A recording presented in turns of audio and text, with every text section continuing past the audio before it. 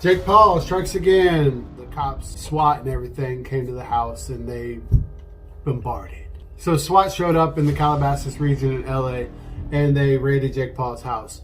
Now there's been a lot of rumors and I know that they've been spreading like wildfire all online and stuff, but let's try to break it down and see if we can figure out possibly why they would even do something like that. Now, one of the big rumors I heard is that he's having large social gatherings, which caused a big uproar. Everybody sees Jake Paul's parties and he's having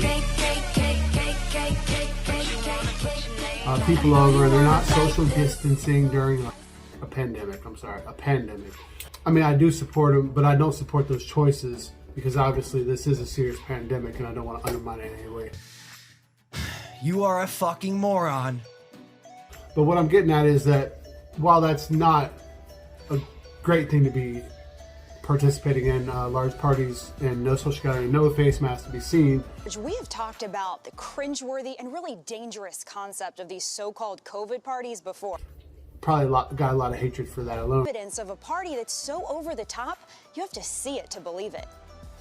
It's not warranting them raiding his house. However, his involvement in the loots and the riots and stuck around long enough for videos to be taken where it looked like he was kind of just hanging out. Him being tied up in the loots and the Black Lives Matter. Him being there. I don't know why the fuck he was there. And raiding stuff. Who talked to Jake about it? He doesn't know either. Would be a justifiable cause for the FBI to come in and... If you think my brother was actively participating in looting, he was not actively participating in looting. Hey, yo, give me a free cologne. He was at a looting site. Not only to get a search warrant, but to actually raid the house and seize many of his belongings, including rifles. Did y'all see the rifle laying next to the hot tub, or the cops carrying out multiple different style of assault rifles?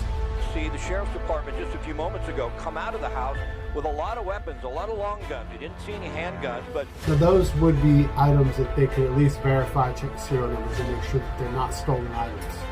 Which I highly doubt Jake Paul's out. They're stealing a bunch of guns. But this is kind of, in my opinion, the cops being sure that they're not stolen guns. Question: if there was just a relaxed mall, nobody there, just relaxed mall, do you think Jake would have gone with his camera crew?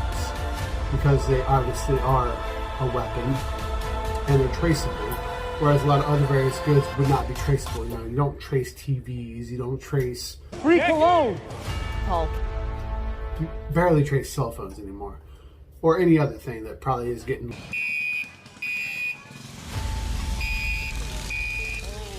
looted. But they can trace the serial numbers on guns, vehicles, large purchases like that. So they're probably just seizing his guns so they can make sure and do a check and make sure that they're his guns, and then of course they'll be returned. Now those guns are in the possession of the local law enforcement there in LA. The fact that Jake Paul was in Arizona at a mall that was being looted, that was shut down due to the COVID-19 outbreak, gives local law enforcement the reason to contact the FBI, because Jake Paul doesn't live in Arizona, he lives in Calabasas, California. I don't know why the fuck he was there. The FBI is more concerned with federal offenses, which would be crimes that occur across state boundaries. Partaking in looting.